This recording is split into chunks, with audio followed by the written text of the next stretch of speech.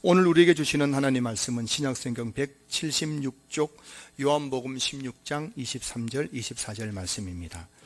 신약성경 176쪽입니다. 요한복음 16장 23절 24절 말씀 보겠습니다.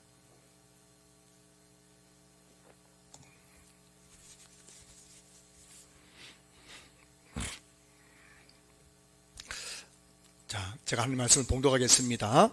하나님 말씀을 받으십시오. 그날에는 너희가 아무것도 내게 묻지 아니하리라. 내가 진실로 진실로 너희에게 이르노니 너희가 무엇이든지 아버지께 구하는 것을 내 이름으로 주시리라. 지금까지는 너희가 내 이름으로 아무것도 구하지 아니하였으나 구하라. 그리하면 받으리니 너희 기쁨이 충만하리라. 아멘. 할렐루야. 반갑습니다. 우리 서로 인사 좀 나누실까요? 반갑습니다. 사랑합니다. 축복합니다. 인사 좀 나누시면 좋겠어요. 교회는 성도들 간의 사귐, 성도들 간의 그 아주 성령에서 하나 되는 그 교제를 통해서 교회는 건축되고 세워지고 자란다고 성경이 말씀하고 있지요. 그래서 오늘 우리가 예배 드리는 것도 중요한데 이 예배가 성령 안에서 하나 되어서 드려지는 예배가 되었으면 좋겠습니다. 이를 위해서 여러분도 늘 기도하는 마음으로 그렇게 예배의 의미를 아시고 그렇게 기도하면서 예배 참석해 주시고, 또 저는 늘 주일 예배를 드리고 마치고 여러분 돌아가는 뒷모습 보면서 늘 제가 또 내가 후회를 하고 또 아쉬움을 가지게 될 때가 많아요. 저에게는 매주 드리는 또 설교하고 한 번씩 드리는 예배이지만 여러분에게는 일주일에 한 번밖에 없는 아주 귀한 시간 아닙니까? 이 예배 시간이요. 그래서 제가 어떻게 하든지 최선을 다해서 어머니가 자녀를 위해서 가장 정성을 다해서 음식을 차리는 것처럼 최선을 다해서 설교를 준비하고 예배를 준비하고 저도 몸과 마음이 최상이 되어서 여러분들 이 예배를 또 인도하고 그런 마음을 가지고 있지만 또 살아가다 보면 사역하다 보면은 또 늘 제 부족함, 완전히 제가 생각했던 만큼의 준비되지 못한 가운데 예배를 드리면서 또 여러분들이 정말 이 예배가 너무너무 소중한데 이 예배의 영광스러움을 여러분들이 다 풍성히 누리지 못하고 돌아가는 모습 볼 때마다 또 제 자신을 자책하고 또 후회가 되고 할 때가 너무 많은 것 같아요. 그러면서 또 한 가지 생각해 봅니다. 제가 아무리 열심히 준비한다고 이 예배는 영적인 것인데 제가 이 예배를 좌지우지할 수 있겠는가 싶어서 늘 제 자신의 부족함을 느끼면서도 또 엎드려 기도하게 되죠. 하나님, 저는 이거밖에 못 되지만은 하나님께서 우리 예배 가운데 충만 임해 주셔서 우리 성도들에게 충만한 은혜와 예배의 영광스러움을 나타내어 주시옵소서 기도하게 됩니다. 여러분들 오늘도 이 예배 가운데 인간의 부족함은 보는 있는 예배지만 여러분들은 이 인간의 부족함을 뛰어넘는 하나님의 그 신비한 은혜 속에서 예배의 영광을 경험할 수 있는 시간 될 수 있기를 주님으로 축복합니다. 그러기 위해서 여러분들, 저도 기도해야지만 여러분들 기도가 필요해요. 예배 올 때 정말 준비된 마음으로 기도하면은 이 예배가 얼마나 영광스러우고 이 예배의 가운데 우리는 천국을 경험하고 실존하신 하나님을 만나는 시간이기 때문에 여러분들이 정말 준비된 마음, 사모하는 마음으로 정말 예배를 드리는 우리 성도들 되었으면 좋겠어요. 일부 예배 시간에도 오늘 좀 많이 오셨는데 일부 예배 시간에 예배 드리는 모습 속에서 참 또 그 간절함이 생기는 것 같아요. 정말 성도들의 모습 속에서 그 간절함이 묻어나는 예배를 보는가 하면은 때로는 정말 광야와 같은 모습으로 예배 드리는 모습도 보게 되는 것 같아요. 여러분들이 오늘 이 예배가 광야가 아니라 시냇가가 되어서 여러분의 마음이 말이죠. 여러분 마음이 광야가 아니라 시냇가가 되어서 예배드려서 여러분들의 이 예배가 아름다운 열매를 맺는 예배가 될 수 있기를 정말 다시 한번 주 이름으로 축복합니다. 지난 주일에는 그리스도인들이 가져야 될 확신에 대해서 제가 말씀드렸죠. 우리가 신앙생활을 하면서 분명히 가져야 할 확신 5가지 있다고 말씀드렸고, 그 첫 번째 시간으로 지난 주일에는 구원의 확신에 대해서 말씀드렸습니다. 구원의 확신은 건물로 치면은 기초공사와 같은 거죠. 기초공사가 부실한 건물은 높이 세워놓으면 반드시 비바람에 또 지진에 태풍에 무너지게 되죠. 우리 무너지는 건물 많이 보지 않습니까? 그처럼 구원의 확신으로 딱 신앙의 기초가 되어 있지 않으면은 신앙생활 하다가도 중간에 무너져 버릴 수밖에 없다는 겁니다. 그래서 구원의 확신이 너무너무 중요하다고 제가 말씀드렸습니다. 우리 성도들의 신앙의 베이스가 구원의 확신이 될 수 있기를 주님 축복합니다.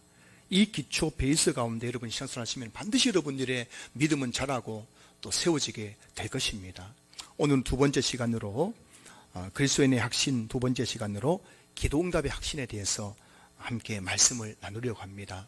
어느 분의 글에 보면은 이런 글이 있더라고요.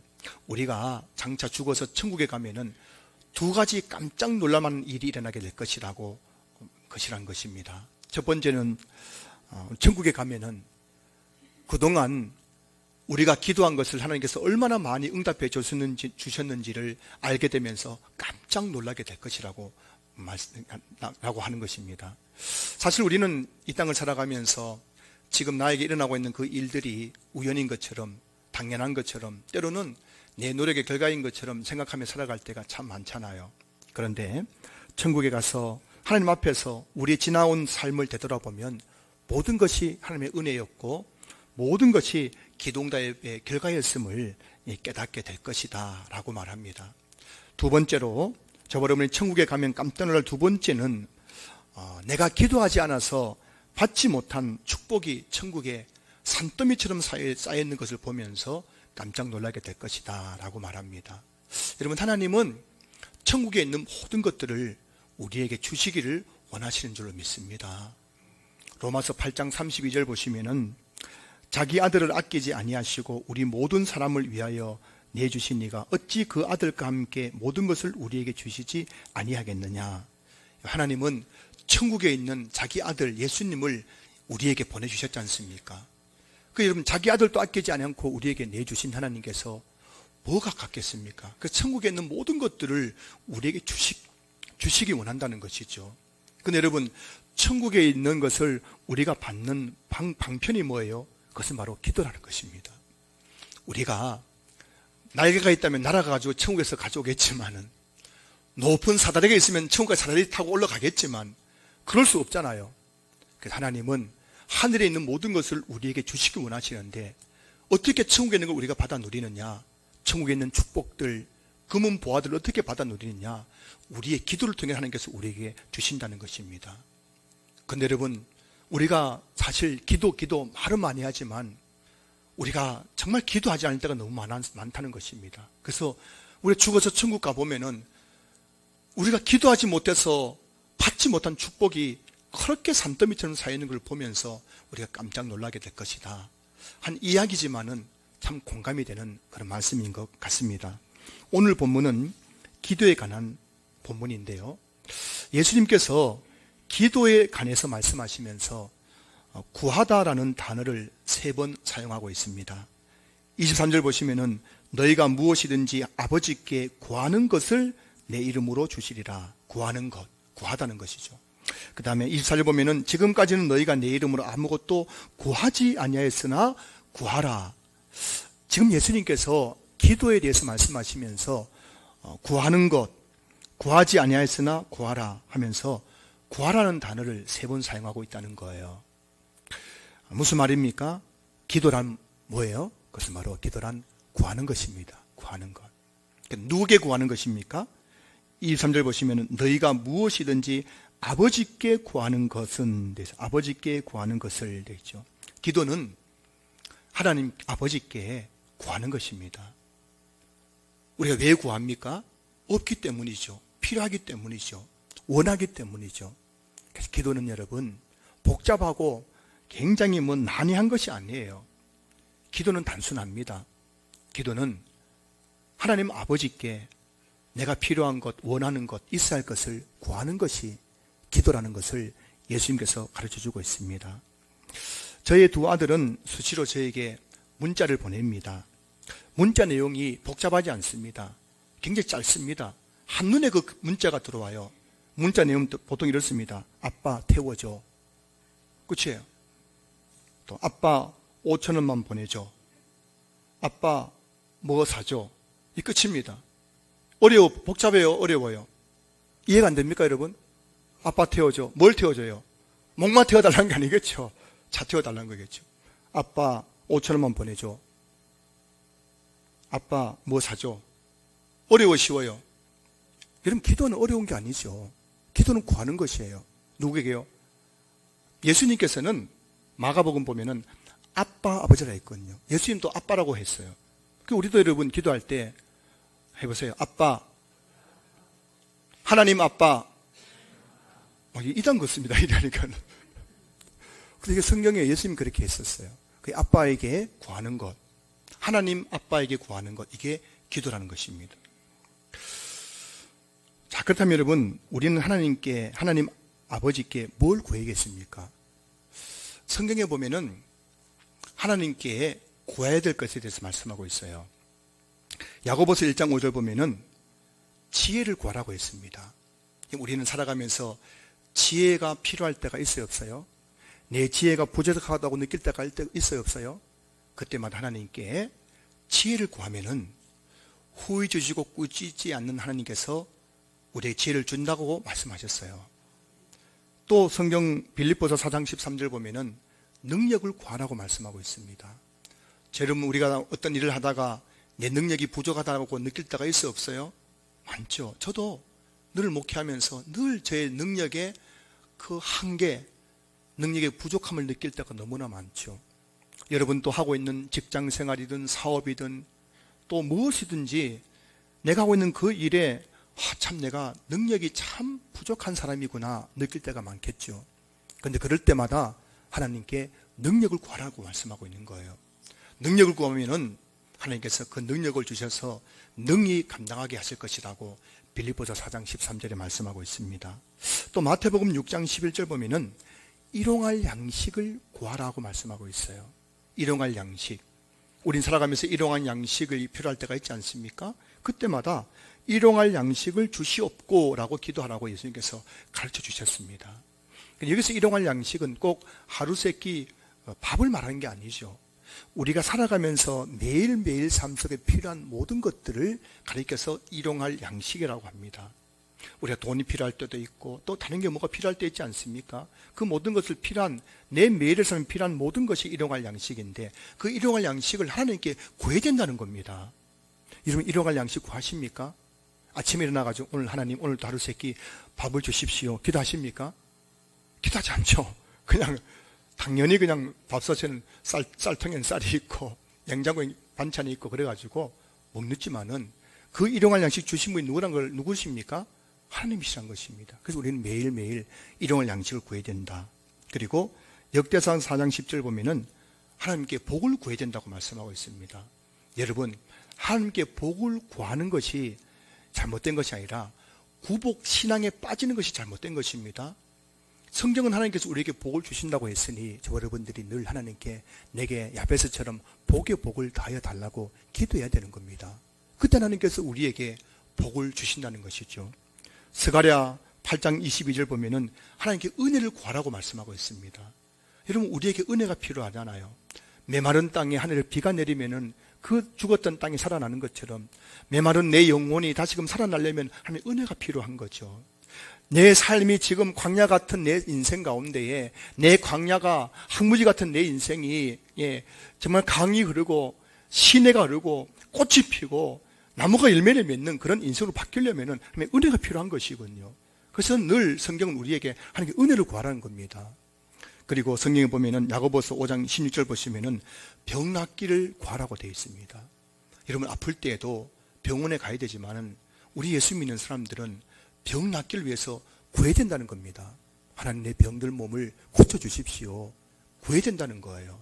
구하면은 어떨 때는 하나님께서 병원 가지 않고도 낫게 해주시고, 어떤 경우에는 수술해서 낫게 해주시고, 어떤 경우에는 약을 먹고도 낫게 해주신다는 것입니다. 성경에는 우리가 이 세상을 살아가면서 필요한 모든 것을 하나님께 구하라고 말씀하고 있는 거예요. 무엇이든지 구하면은 하나님께서, 아버지께서 구하는 것을 내 이름으로 줄 것이라고 말씀하고 있습니다. 자, 근데 여러분, 그렇게 구하면 하나님께서 어떻게 하신다고 하십니까? 23절에 보면은 동사가 마지막에 나오는 게 뭐냐면은 주시리라 그랬어요. 주시리라. 23절 보실까요? 너희가 무엇이든지 아버지께 구하는 것을 내 이름으로 뭐라고요? 주시리라 되어 있어요. 주시는 것은 하나님이 주시는 것이죠. 우리 기도할 때 그 기도 구하는 것을 주시는 분은 누구예요? 하나님이시죠. 자, 근데 24절 보시면은 지금까지는 너희가 내 이름으로 아무것도 구하지 아니하였으나 구하라 그리하면 뭐라고요? 받으리니. 자, 23절은 하나님 편에서 볼 때에는 우리가 기도할 때, 우리가 구할 때 하나님께서 주신다는 것이고, 24절 말씀은 우리가 기도할 때 우리 입장에서 뭐라고요? 그 기도응답을 뭐라고요? 받는다는 것입니다. 사랑하는 성도 여러분, 우리가 무엇인지 기도하면은 하나님께서는 주시고 우리는 받게 될 줄로 믿습니다. 다시 말하면 하나님께서 우리가 기도하는 것마다 반드시 응답해 주신다는 겁니다. 자, 그런데 23절 보시면 예수님께서 내가 진실로 진실로 너희에게 이르노니 라고 말씀하고 있습니다. 사실 예수님께서 진실로 이 말 뜻이 뭐입니까? 내 말이 진짜라는 것이죠. 내가 진짜 얘기하겠는데 이 진짜인데 내 말이 진짜다고, 진실이라고 이렇게 의미한 거죠. 제 친구 목사 중에도 말끝마다 저에게 경훈아 이거 진짜라고 이쁘처럼 말하는 친구가 몇 명 있어요. 그냥 말해도 제가 그 친구 말을 신뢰할 수 있잖아요. 친구니까. 그런데 걔는 이야기할 때마다 진짜인데 하니까 오히려 더 의심스러워요. 그래서 예수님은 그냥 진실로 이런 말 필요 없이 그냥 기도하면 응답해 주겠다 하면 되잖아요. 그런데도 오늘 본문에 보면은 기도에 대해서 말씀하시면서 기도 응답에 대해서 말씀하시면서 내가 진실로 내 말이 진짜라는 거예요. 내 말이 진짜라는 것입니다. 두 번이나 강조해서 기도하면은 뭐라고요? 반드시 하나님께서 응답해 주신다는 것을 강조하고 있는 겁니다. 여러분, 기도 응답은 하나님의 진짜입니다. 여러분, 진짜예요. 제 말 진짜 믿어주세요. 하나님은 기도하면은 반드시 응답해 주신다는 것입니다. 자, 그렇다면 여기서 한 가지 생각할 것이 뭐냐면은 저는 한 번씩 이런 생각해요. 저는 기도가 연기처럼 좀 보였으면 좋겠어요.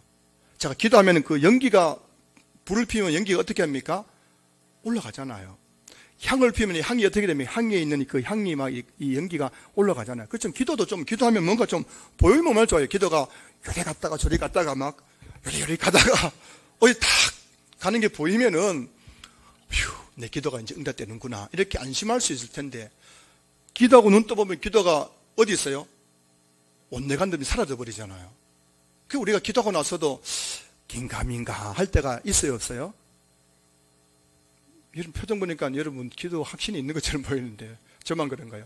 기도하고 나도 이 기도 진짜 응답될까 싶을 때가 참 많잖아요. 그건 눈에 보이지 않으니까요. 우리가 기도할 때 그 기도가 어디로 가는지 성경은 너무나 분명하게 우리에게 말씀해 주고 있습니다. 요한계시록 8장 3절 4절 말씀 화면 한번 보실까요? 또 다른 천사가 와서 제단 곁에 서서 금 향로를 가지고 많은 향을 받았으니 이는 모든 성도의 기도와 합하여 보좌 앞 금 제단에 드리고자 함이라. 향연이 성도의 기도와 함께 천사의 손으로부터 하나님 앞으로 올라가는지라. 아멘. 여러분, 우리가 기도하면은 그 기도는 흔적 없이 사라져 버리는 것이 아닙니다. 그 기도가 땅에 떨어져 썩어 없어지는 것이 아닙니다. 우리가 기도하면 여러분, 그 기도는 연기가 하늘로 올라가는 것처럼, 향이 하늘로 올라가는 것처럼 하늘로 올라가서 하나님의 그 보좌 앞에 있는 제단, 그 제단 위에 있는 금향로에 우리 기도가 다 담긴다고 말씀하고 있어요. 할렐루야. 여러분, 이걸 잘 머릿속에 기억하셔야 됩니다. 내가 뭘 기도하든지, 기도는 구하는 것이잖아요. 하나님 아버지께 구하는 거예요. 아빠 태워줘, 아빠 5,000원만 보내줘, 아빠 뭐 사줘. 그러면 막 자식이 하니까는 막 이 응답해 주는 것처럼 우리가 하나님께 구하는 것은 다 하늘로 올라가서 하나님 그 제단에 있는 금 항로에 다 담기는 거예요. 그 다음에 어떤 일이 벌쳐집니까? 요한계시록 8장 4절 보면은 향연이 성도의 기도와 함께 천사의 손으로부터 하나님 앞으로 올라가는지라. 천사가 그 향로를 가지고 누구에게 가져간다고요? 하나님 앞으로 올라간다는 겁니다. 여러분, 우리 기도하면은 그 기도가 다 사라지는 게 아니에요. 우리는 기도하고 나서 다 잊어버리지만 우리가 기도한 것들은 다 하나님의 보좌에 있는 금향료에 다 담겨 있습니다. 천사가 그것을 뭐라고요? 그것을 금향료를 받들어서 하나님 앞으로 올려드리는 겁니다.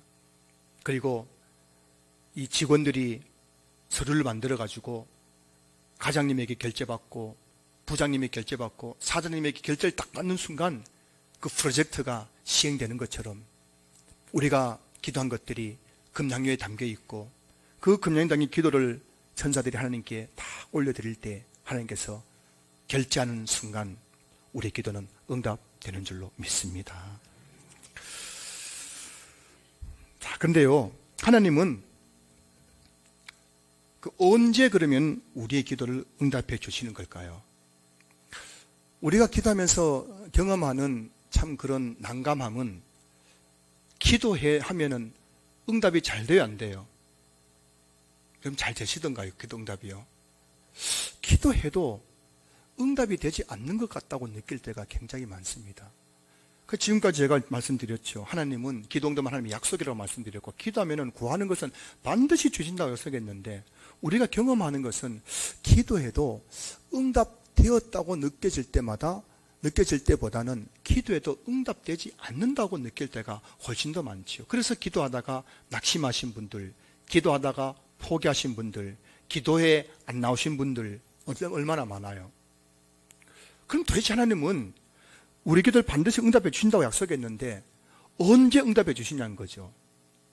전도서 3장 11절 보시면은 하나님이 모든 것을 지으시되 때를 따라 아름답게 하셨고 라고 되어 있어요. 여러분 기억하셔야 됩니다. 하나님은 우리의 기도를 때를 따라 아름답게 응답해 주신 줄로 믿습니다. 여러분 이걸 잘 생각하셔야 돼요.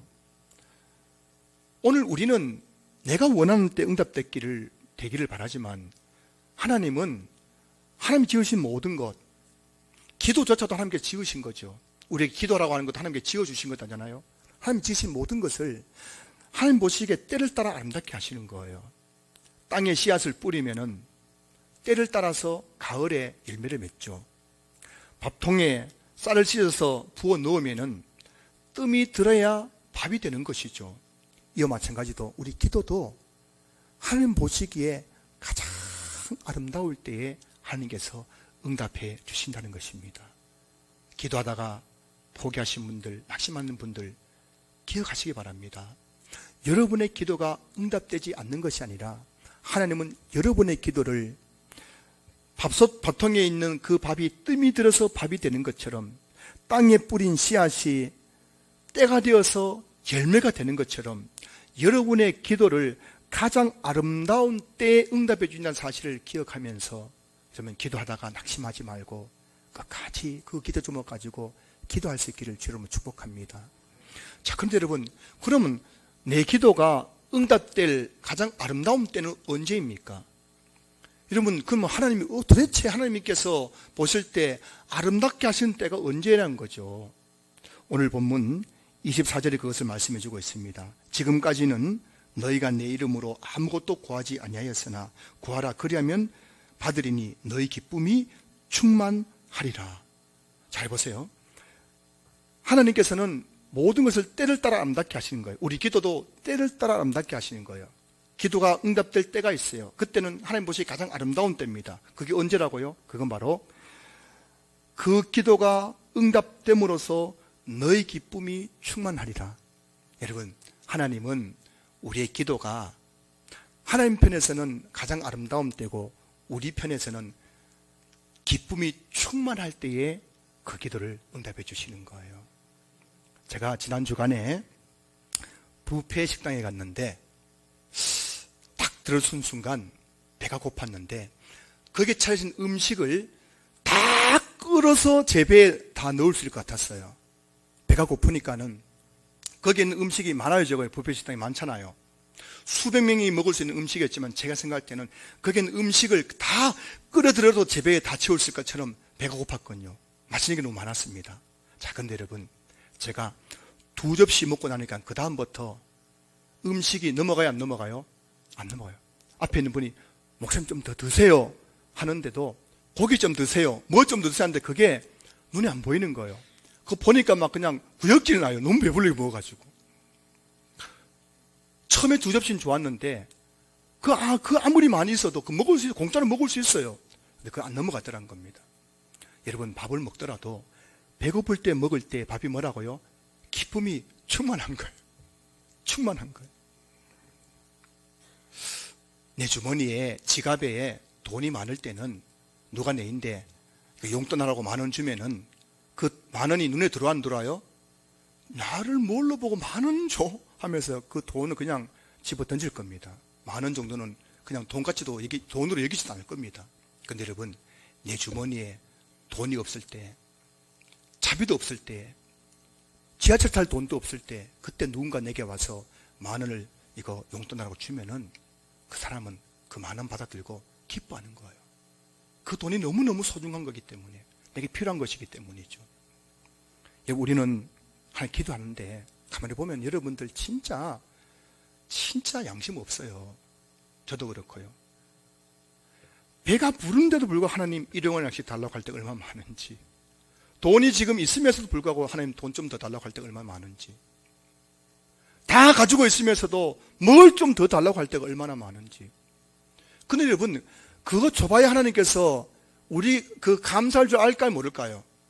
모르는 거군, 우리가요. 내 배 부르는데 하나님께 일용할 양식 구해가지고 일용할 양식 주시면 그게 감사로 느끼겠습니까? 배가 부른데 지금 내가 냉장고를 먹을 것이 가득한데 뭐 한 일용할 양식 주십시오 해가지고 그거 주시면 그게 하나님 기도응답인 줄 아실까요? 모르는 거예요. 여러분, 오늘 하나님께서 우리의 기도를 응답해 주시는데 하나님 보시기에 가장 아름다운 때가 언제냐면은 그것을 줬을 때 우리 기쁨이 충만해질 때, 그때가 바로 우리 기도를 응답해 주실 가장 아름다운 때인 줄로 믿습니다. 여러분들 정말 간절히 기도하면요 반드시 응답되는 거예요. 배불러가지고 기도 나와가도 잠이나 오고 하면은 그 아직 배에 안 고픈 거군요. 진짜 배고파 보십시오. 진짜 필요해 보십시오. 기도하면서 어떻게 잠이 오겠어요? 눈물이 안 나겠습니까? 간절히 기도할 때 하나님은 야, 지금 때가 되었구나, 내가 이것을 너에게 주면은 너의 기쁨이 충만하겠구나, 그때 우리 기도 응답해 주실 줄로 믿습니다. 여러분들 정말 기도할 때는 배가 고파야 돼요. 간절함이 있어야 된다는 겁니다. 그때 하나님은 우리의 기도를 반드시 응답해 주셔서 우리 기쁨을 충만케 하여 주실 줄로 믿습니다. 얼마 전에 우리 교회 어느 집사님은 아들이 결혼한 지 14년쯤 됐는데 아직 자녀가 없었어요. 그런데 원래 그 자부님이 이 잉태가 되어가지고 얼마 전에 쌍둥이 손주를 안겨주셨어요. 여러분 한번 생각해 보세요. 지난 14년 동안 얼마나 손주를 기다렸겠습니까? 얼마나 간절했겠어요. 사실 들어보니까 이번에 만약에 안 되면은 포기하려고 했대요. 근데 하나님께서 그 마지막 도전, 기도하면서 도전했는데 쌍둥이를 주셔가지고 그 쌍둥이를 14년 만에 하나님 보시기에 가장 아름다운 때에 쌍둥이를 주셔가지고 제가 듣는 소문에 집사님이 집에서 덩실덩실 어깨춤을 춘답니다. 너무 좋아가지고 입이 귀에 걸렸대요. 얼마나 좋은지.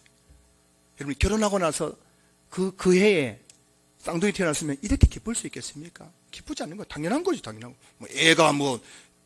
애가 결혼하면 애 낳는 게 당연하지 뭐.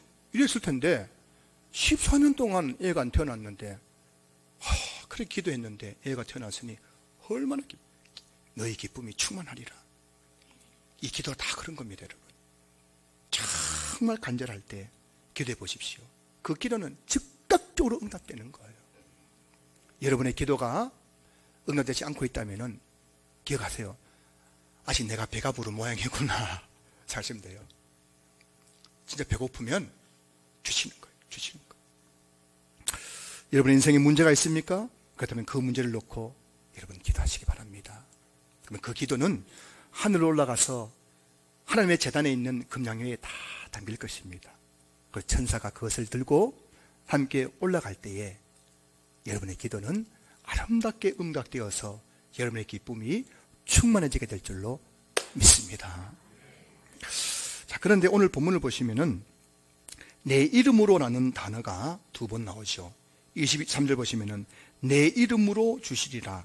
24절 지금까지는 너희가 내 이름으로 아무것도 구하지 아니하였으나 되어 있죠. 자, 기도는 누구 이름으로 해야 된다고 했습니까? 자, 우리가 기도하는 대상은 하나님인데 누구 이름으로 기도해야 된다는 거예요? 내 이름으로, 예수님 이름으로 기도해야 된다는 거예요. 그래서 우리가 기도할 때 어떻게 합니까? 하나님 아버지 해가지고 막 구하고 나서 마지막에 뭐라고 하죠? 예수님 이름으로 기도합니다. 아멘이라고 하죠. 근데 한번 생각해 보십시다. 왜 예수님 이름으로 기도해야 될까요? 이사야 59장 1절 2절 보시면 이런 말씀이 나옵니다. 여호와의 손이 짧아 구원하지 못하심도 아니요 귀가 둔하여 듣지 못하심도 아니라 오직 너희 죄악이 너희와 너희 하나님 사이를 갈라놓았고 너희 죄가 그의 얼굴을 가리어서 너희에게서 듣지 않으시게 함이니라. 여러분 기억하셔야 됩니다. 우리의 기도가 응답되지 않는 것은 하나님의 손이 짧아서가 아니에요. 하나님의 귀가 둔해서가 아니에요. 우리가 하나님 아버지 기도하는데 하나님께서 뭐라고? 좀 큰 소리로 말해봐. 하나님 제발 돈 좀 주세요. 뭐라고? 안 들려? 하나님 귀가 둔해서 우리 기도가 응답되지 않는 것이 아니란 것입니다. 우리의 기도가 응답되지 않는 이유, 하나님께서 우리의 기도를 듣지 않으시는 이유는 오늘 본문 2절 보세요. 이사야 59장 2절 보세요. 오직 너희 죄악이 너희와 너희 하나님 사이를 갈라놓았고 너희 죄가 그의 얼굴을 가리어서 너희에게서 듣지 않으시게 함이니라. 우리의 기도가 응답되지 않는 이유는 바로 우리 죄 때문이라는 겁니다. 이 인간의 죄 때문에 하나님과 우리 사이가 갈라지게 되었고 하나님은 그 죄인들의 기도를 듣지 않으신다고 말씀하고 있는 것이죠. 자, 그런데 예수님은 하나님과 우리 사이를 갈라놓은 모든 죄의 문제를 해결해 주셨습니다. 예수님 우리의 모든 죄를 짊어지시고 십자가 위에 달려 죽으심으로 우리의 죄값을 다 치러주셨어요.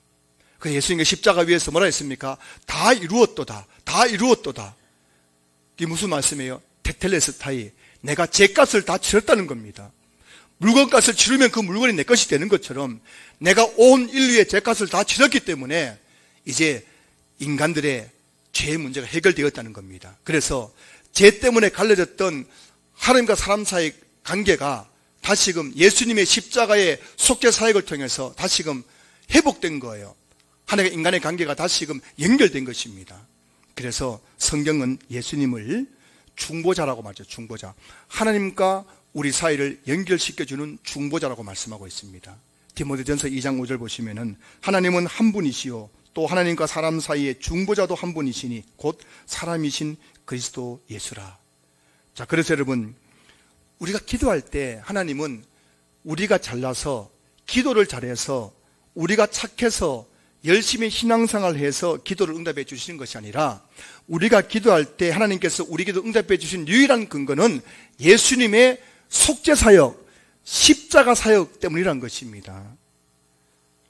예수님, 우리가 기도할 때 하나님은 우리 때문에 기도해 준 것이 아니라 예수님 때문에 우리 기도를 응답해 주시는 거예요. 그게 바로 오늘 보면 23절에 내 이름으로 주시라는 말씀의 의미입니다. 상수님은 기도할 때 절대 잊어서는 안 됩니다. 기도할 때마다 기도 응답은 나의 어떠함에 있는 것이 아니에요. 여러분들이 뭐 간절히 기도하고 열심히 기도하고 부르짖어 기도하고 막 내가 막 뭔가 막 간절히 하면은 응답해 주시겠다. 그게 여러분 절대 아니란 겁니다. 그것도 필요하지만 중요한 것은 기도 응답은 철저하게 예수님의 어떠하심, 예수님의 속죄 사역에 근거하는 것이에요. 우리가 기도할 때 하나님은 누굴 보신다고요? 십자가 위에서 속죄 사역을 완성하신 예수님을 바라보시고 우리의 기도를 뭐라고요? 응답해 주시는 거예요. 여러분 기도할 때마다 그래 내가 예수님 때문에 예수 때문에 너 기도 응답해 줄게. 그렇게 하시는 거예요. 그래서 여러분 우리가 기도할 때마다 예수님의 그 속죄 사역의 완전함을 믿고 예수님이 우리의 중보자 되심을 믿고 그렇게 예수님을 의지해서 예수님 이름으로 무엇인지 기도하면은 하나님께서 그 예수님 때문에 우리가 무엇을 구하든지 응답해 주실 줄로 믿습니다. 그 기도는 막연하게 하는 것이 아니에요. 예수님의 그 속죄 사역을 믿어야 되는 거예요. 그래, 내가 지금 잘나서 내가 지금 열심히 기도해서 되는 것이 아니라 예수님의 속죄 사역이 완전하기 때문에 하나님께서 내 기도를 응답해 주시는 거야. 이걸 믿고 여러분 제발 여러분의 감정 상태, 여러분의 신앙 상태에 따라서 기도가 결정되는 것이 아닙니다. 그건 전혀 상관없어요. 내가 아무리 신앙이 밑바닥이라 할지라도, 내 기분이 아무리 좀 꿀꿀하다 할지라도 그곳에서 우리가 예수님 이름으로 기도하기만 하면은 하나님은 예수님 때문에 우리 기도를 응답해 주실 줄로 믿습니다. 그래서 여러분, 하나님께서 성도에게 주신 가장 큰 특권은 기도의 특권이에요. 이 기도는 의무가 아니에요. 기도는 힘든 게 아니에요. 또 기도해야 되나? 여러분, 대표기도 하시는 중직자분들, 여러분 대표기도는 특권인 줄 믿으시기 바랍니다. 또 다음 주 또 기도네. 그게 아니에요. 여러분, 대표기도 하는 거 얼마나 큰 축복인지 몰라요. 특권이에요, 특권. 여러분, 불신자들이 아무리 하나님을 불러도 하나님께서 들어요, 안 들어요? 안 됐습니다. 하나님은 자녀인 저와 여러분들이 하나님이라고 부르면은 하나님은 들으시는 거예요. 여러분이 차를 타고 가든지 길을 걸어가든지 거기서 하나님이라고 부르기만 해도 하나님은 이미 다 알지요. 우리 형편 다 알지요. 저도 우리 아이가 아빠라는 문자 하나만 딱 보내도, 아빠라고 문자만 보내도 애가 뭐 필요한지 다 아는 것처럼 다 알고 계신 거예요.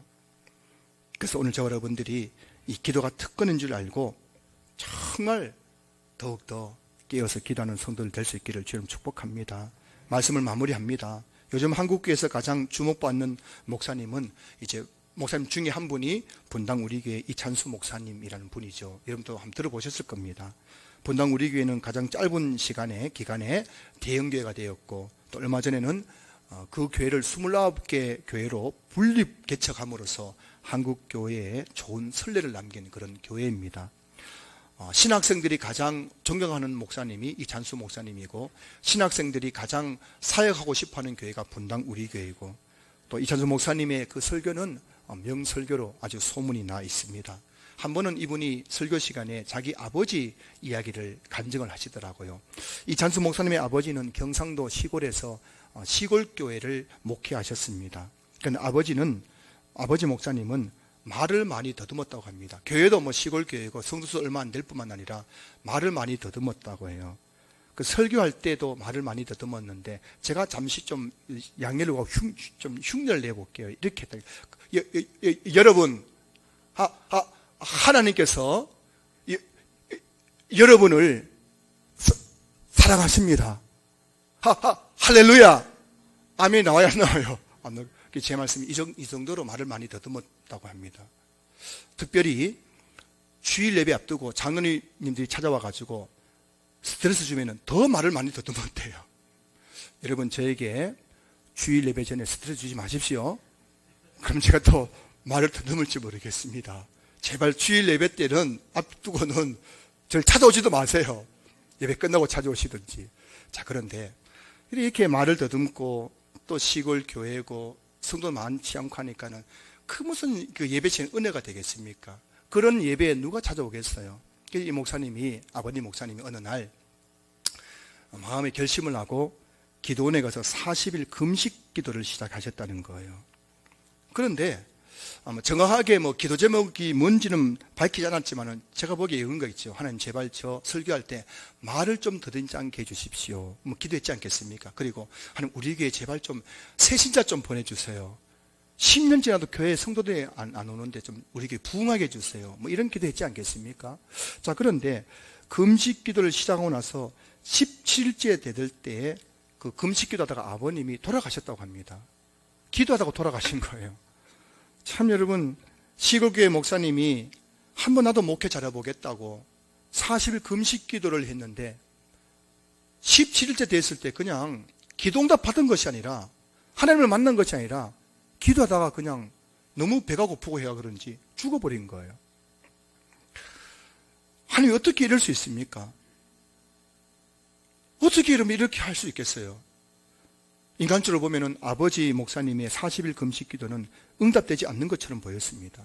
17일 동안 기도했던 것이 그냥 헛수고처럼 보였어요. 죽어버렸으니까요. 그런데 그 이찬수 목사님이 이 아버지 간증을 하면서 마지막에 이런 얘기를 하더라고요. 저희 아버지가 40일 금식 기도하다가 17째 된 날 하나님 부르고 소천했다는 거죠. 소천하셨지만 그 아버지가 17일 동안 기도한 그 기도의 제목들은 아들인 저에게 다 이루어졌다는 겁니다. 이찬수 목사님은 말도 안 더듬어요. 말이 얼마나 빠른지 몰라요. 다다다다다다 막 설교. 말도 안 더듬지요. 또 설교도 잘하지요. 그렇게 아버지 목사님은 시골교회에서 몇 안 되는 성도 데리고 그냥 목회하셨는데 이 분당 우리 교회는 지금도 목사님 설교 시간에 제발 우리 교회 좀 오지 말라고 하도 많이 교회 성도들이 몰려오니까는 그렇게 부흥하는 거죠. 우리 아버지가 그래 기도했던 거 헛된 것이 아니었고 실제 17일 금식 기도한 실제 죽은 것이 헛된 것이 아니었고 그 모든 기도가 저에 대해 다 이루어졌다고 간증하는 이야기를 제가 직접 들었습니다. 산성 여러분, 여러분의 기도는 여러분 당대에도 반드시 응답될 것입니다. 그러나 설령 내가 이렇게 기도했는데도 응답되지 않은 기도 제목이 있다면 그 기도는 반드시 여러분 다음 때에 가서라도 응답될 줄로 믿습니다. 기도하지 않아서 손해보는 사람은 있어도 기도해서 손해보는 사람은 결코 없다는 사실을 기억하시기 바랍니다. 지난 주간에 어떤 성도님이 저에게 이런 말을 했어요. 지금까지는 내가 해야 한다고 생각했습니다. 내가 해야지 내가 열심히 해야 되지. 그래가지고 그렇게 열심히 했다는 거예요. 그러면서 일어나지 않고 기도하는 어머니 보면서 엄마가 미쳤다고 생각했대요. 아니 내가 해야지 아무거나 기도만 하면 뭐가 돼 하면서 그렇게 어머니에게 미쳤다고 생각하고 하면서 열심히 살았다는 겁니다. 그런데 이분이 그렇게 내가 열심히 했던 그 시간들을 뭐로 표현하냐면은 이스라엘 백성들이 광야 40년을 방황하는 시간으로 표현하더라고요. 내가 열심히 했었지만은 진짜 한번 성공해 보겠다 보고 잘 살아보겠다고 열심히 했는데 그 시간들은 도리어 이스라엘 백성들이 하나님께 불순종해서 40년 광야를 뺑뺑이 돌았지 않습니까? 헛수고했지 않습니까? 내 삶이 그랬다는 겁니다. 그러면서 이분이 이제 최근에 새벽 기도를 나오게 되었는데 새벽 기도 나와서 말씀 들으면서 깨닫게 된 거예요. 아, 내가 하는 것이 아니고 하나님께서 하시는 것이구나. 이걸 깨달았다는 거예요.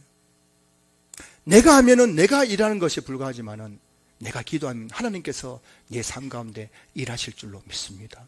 이걸 깨달은 거예요. 지금도 열심히 살아가십니까? 열심히 살아가십시오.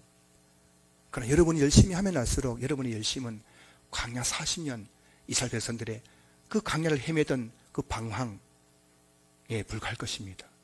그러나 여러분들이 열심히 하되 그 열심 위에 하나님 앞에 간절히 기도할 때 여러분의 그 열심은 하나님의 축복으로 바뀌게 될 것입니다. 이곳에 계신 모든 성도님들이 정말 기도응답의 확신을 가지고 더욱더 기도하는 일에 힘쓰는 성도들 되셔서 여러분의 삶에 기도응답의 축복의 그 열매들, 증거들이 가득한 삶들, 인생들 될 수 있기를 제 이름으로 축원합니다.